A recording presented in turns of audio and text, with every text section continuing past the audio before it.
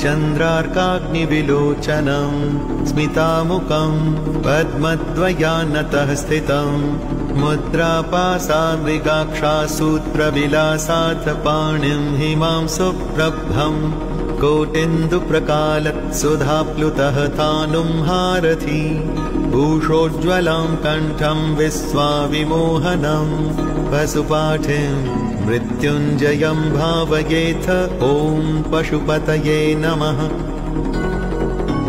चन्द्रार्काग्निविलोचनं स्मितामुखं पद्मद्वयानतः स्थितं मुद्रापासामृगाक्षासूत्रविलासाथ पाणिं हिमां सुप्रभं कोटिन्दुप्रकालत्सुधाप्लुतः थानुं हारथि भूषोज्ज्वलां कण्ठं विश्वाविमोहनं पशुपाठिं मृत्युञ्जयं भावयेथ ॐ पशुपतये नमः।